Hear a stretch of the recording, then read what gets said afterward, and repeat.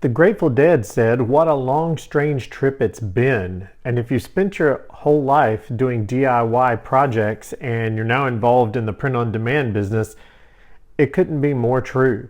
We'll talk about it today on Adventures in Pod.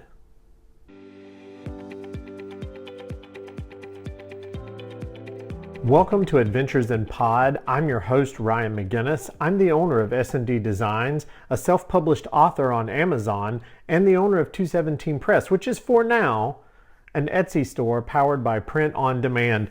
You know, I have lived, I think my entire life, I've been DIY, do it yourself, even before I knew what it was. When I was a little kid, most kids couldn't wait to get their toys out and get to playing, but I was never happier than when my mom brought home a package of, poster board or cardboard, like the colored cardboard you could get at the store, and a pair of scissors and some glue, or a pack of pens or a pack of crayons, because I was always creating stuff. I was always doing stuff. It hasn't always been my focus, but I've just always been doing stuff. Even when I was young and was in a body cast because I got in a car wreck, while I was bored, I learned to embroider and cross stitch, which seems like a bizarre thing for a 12-year-old kid to do. But I mean, I was just looking for ways to create and something to do with all that energy, I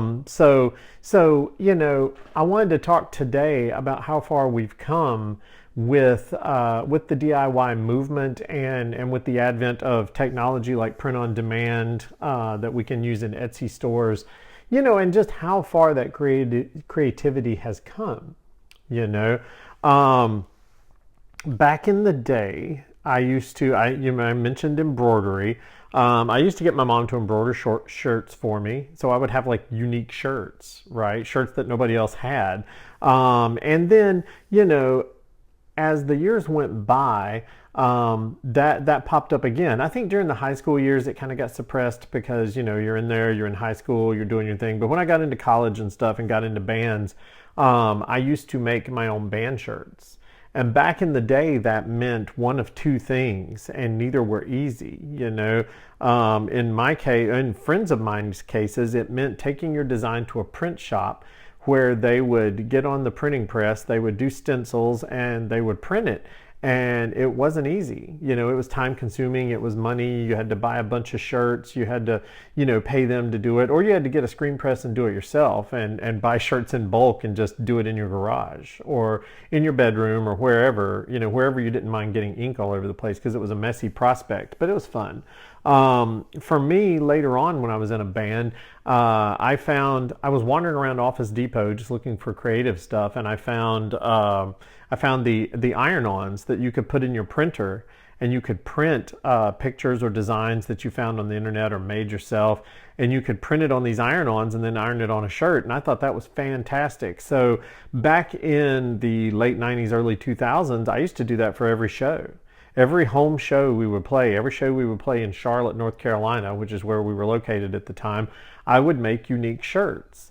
When my bandmate, Chris Loebs, left the band, he was our longtime drummer, and when he left at his show, I made a bunch of shirts that had different goofy pictures with him on it from the band, and we wore those shirts on stage, and so it was kind of fun. It's always been really fun to just have that creativity and have that ability to do that. I even, as I think I've said on this podcast before, I made my friend Russ's kids. He had two small children, and I made them shirts. I remember the one shirt was Rock and Roll High School, the poster for Rock and Roll High School by the Ramones, and I can't remember the other shirt I made, but I made the kids two different shirts that they could wear to the show, and I think I made Russ one too.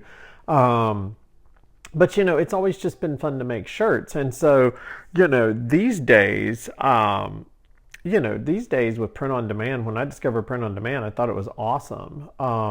My first experience with this was, probably 8 years ago. I found Society 6, and I uploaded some designs to it. I didn't really market it. I think I put a link on my S&D Designs site for it, and I sold a few shirts, nothing major. But it was fun to put designs up and just be like, here's my design. You can get it on a shirt, you can get it on a shower curtain, you can get it on, art prints, whatever.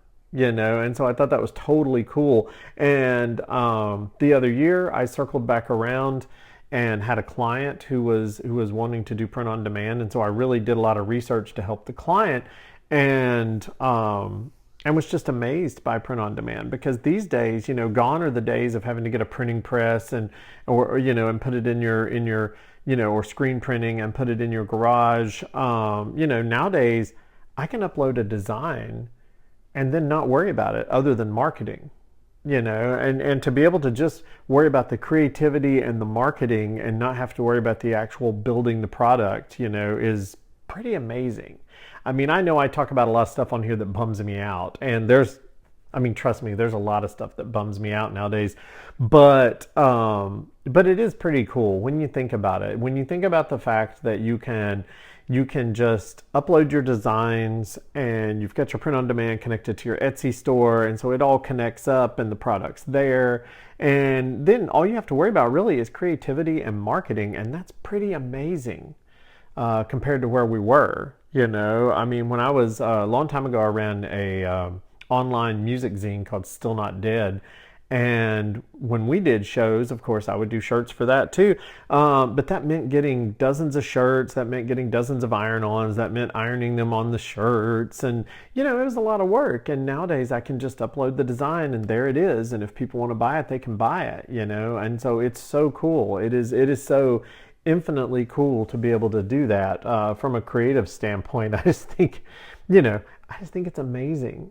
I just think it's completely amazing. And it's just wild how far we've come, that I don't have to worry about printing. I don't have to worry about shipping. I don't have to worry about anything. I just have to create it, put it up there, and then worry about marketing it and trying to get eyes on it. And, and while that's all cool, there are some things that I've seen, and I've talked about it too,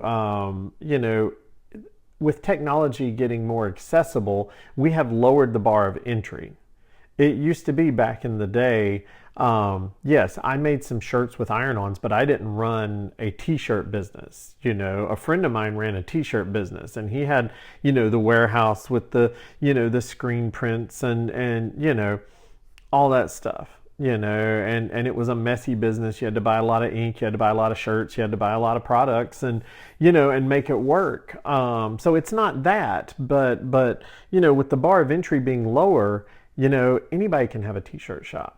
And while that's cool, and all of us creative people get to have t-shirt shops, the trick now is that there's actually a ton of people, doing print on demand and doing t-shirt shops and doing mugs and doing all this stuff. And so it has become harder and harder to stand out. I think if there's a bummer in this whole thing, it's that there are so many things.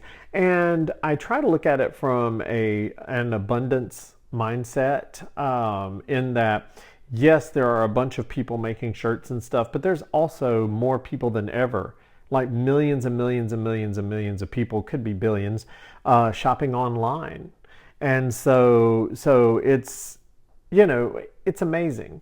But I think the hardest thing we have nowadays as print on demand business owners is getting your product to stand out and getting people to see it. And so that's a game of patience, and that's a game of a lot of marketing and a lot of working hard and having a plan.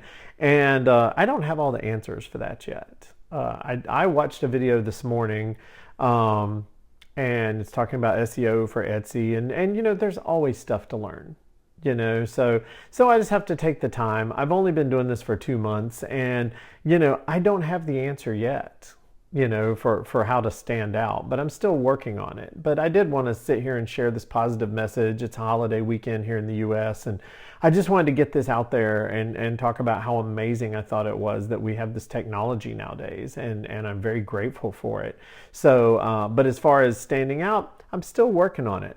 But, I'll let you guys know if and when I find a solution. Just know I'll keep working on it.